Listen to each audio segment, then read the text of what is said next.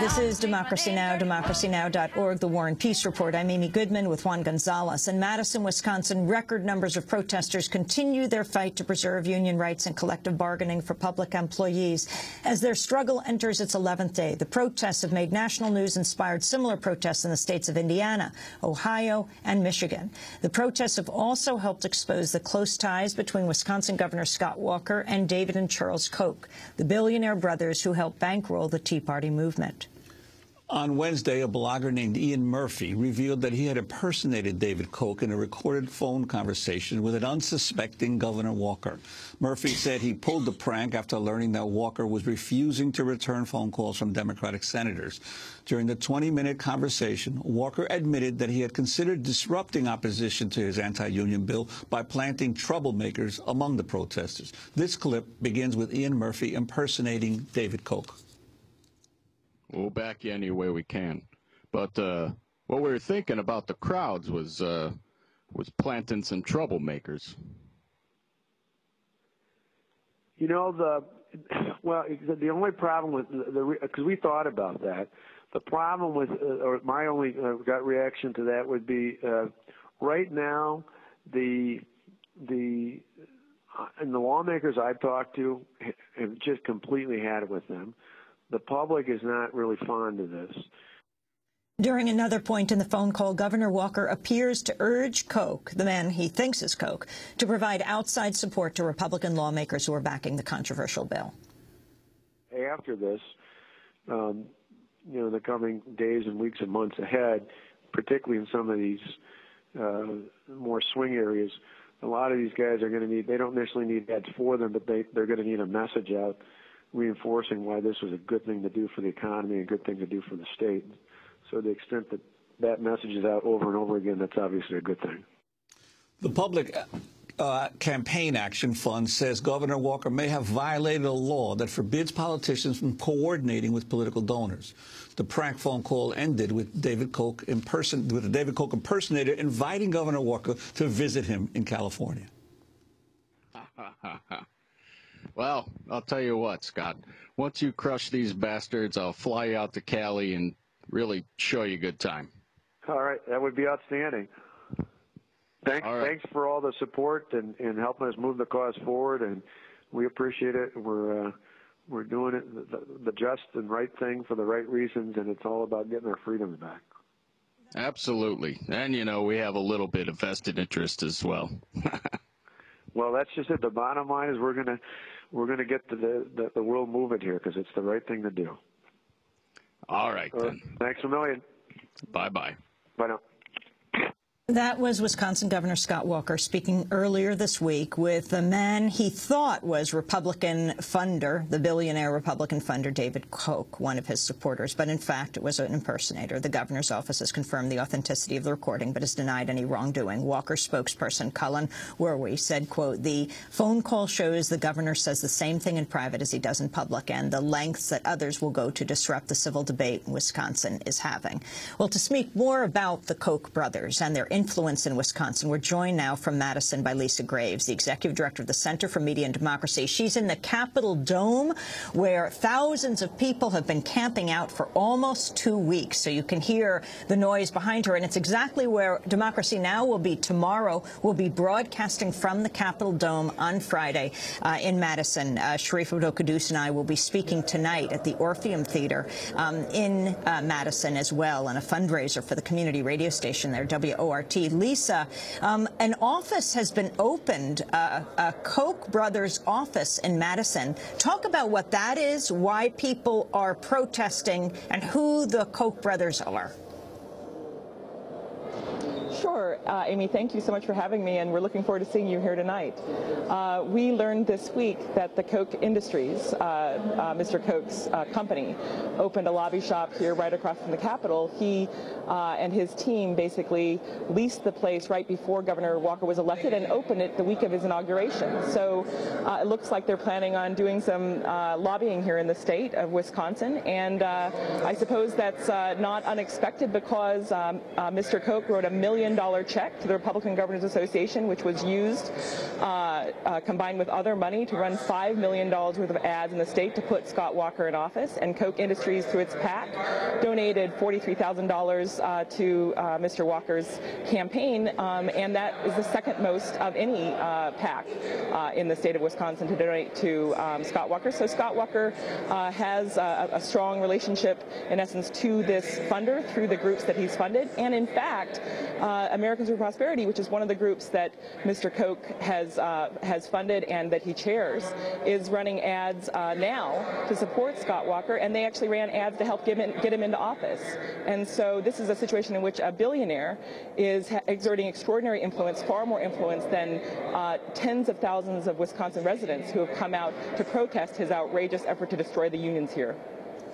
And talk some about the family itself, the history of the Koch brothers and their father as well. Sure. So David Koch is one of those apples that doesn't fall far from the tree. His father was one of the co-founders of the radical group, the John Birch Society. That's a group that was founded in the 1950s, basically to attack the idea that there was a growing communist movement in this country, to oppose civil rights laws. And David Koch himself ran on the libertarian ticket for president in 1980 to the far right of Ronald Reagan.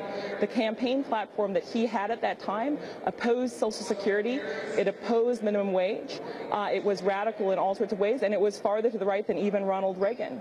After he lost that race, he has spent the last 30 years investing tremendously in creating a whole series of groups, including Americans for Prosperity and others, to basically push forward his agenda. That agenda is an anti-union agenda. It's an anti-workers' rights agenda. It's an anti-Social Security safety net agenda. It's a radical agenda, and it has been embraced by the new governor of Wisconsin without any disclosure to the Wisconsin people that that was his real agenda. Well, interestingly, in that conversation that the governor had with the person he suspected was one of the Koch brothers, he specifically raised Ronald Reagan and the role that he played with the firing of the traffic controllers. I want to play that part of the prank call where Governor Walker talks about the traffic controller strike. And I stood up and I pulled out a picture of Ronald Reagan, and I said, you know, this may seem a little melodramatic, but 30 years ago, Ronald Reagan, whose 100th birthday we just celebrated the day before, had one of the most defining moments of his political career, not just his presidency, when he fired the air traffic controllers. And I said, to me, that moment was more important than just for labor relations or even the federal budget. That was the first crack in the Berlin Wall and the fall of communism, because from that point forward, the Soviets and the communists knew that Ronald Reagan wasn't a pushover. And I said, this may not have as broad a world implications, but in Wisconsin's history, little did I know how big it would be nationally, Wisconsin's history, I said, this is our moment, this is our time to change the course of history, and this is why it's so important that they were all there. Lisa Graves, respond to what Scott Walker is saying and respond to who, again, David Koch is with your report. Scott Walker runs on Koch Money. Sure. Well, three things. First, what Scott Walker neglects to mention is that Ronald Reagan actually called for sanctions against Poland when it's destroyed its unions in that country. And so, in fact, the record on Reagan trying to destroy the unions is not as strong as Walker suggests. And in fact, if people wanted to vote for that platform, I suppose they could have voted for David Koch when he was running for president that year. Second of all, the fact is that Scott Walker's conversation on that phone call demonstrated that he has never intended to negotiate in good faith with the unions in this state, and that in fact it's entirely a ruse, the budget gambit that he's put forward, because the unions have said they'll agree to the pension changes and the insurance changes. They just don't want to lose their right to organize. And he made clear on that call that he has no intention, and basically never had any intention in the way he was actually going to act, to ever negotiate, that he was intending to destroy the unions. And that goes back to David Koch's far-right radical agenda. This is a man who doesn't believe believe there should be even corporate income taxes. This is a man who basically wants to rework our entire country to give himself and his billionaire buddies tremendous benefits. We don't even know how much money Koch Industries pays in taxes nationally or in Wisconsin. In fact, there was a controversy a couple years ago about whether they paid any taxes at all, any sort of income taxes at all, not Mr. Koch, but his companies. And I think we have a huge lack of disclosure here about how much influence this man is having in Wisconsin and how much disclosure there was to the American people, to the people of Wisconsin, about this radical agenda. I can tell you that people in Wisconsin overall did not hear that Scott Walker ran on a campaign to do this. What he ran on a campaign to do was to create jobs, and his first act in office is to implement David Koch's agenda to basically destroy the unions in this state and undermine good-paying jobs, hard-working jobs in this state. And also, Scott Walker has a provision in his bill to basically allow him to sell state assets, $100 million or more of state assets, through the utility companies to anyone he chooses, quote, for any amount, quote, without any oversight by any independent body whatsoever for the state power plants in this state. So it's an incredible overreach. It's really a radical governor who's come to power in a stealth way through these stealth funders. And Lisa Graves, in the short time we have left, could you talk about, as this crisis drags out and as the protesters continue to mass by the thousands, what the impact has been in public opinion in the state and in the rest of the Midwest, as these protests are now spreading to other states? Well, you know, there are some conflicting polls out there, but there's some really strong polling that says that the people of Wisconsin and the people of the country, including a recent USA Today poll or Gallup poll, that said that most people want to preserve the rights of people to organize, the right of people to unionize, and that's because most Americans believe in the First Amendment, which includes the right to assemble and the right to petition your government for redress of grievances.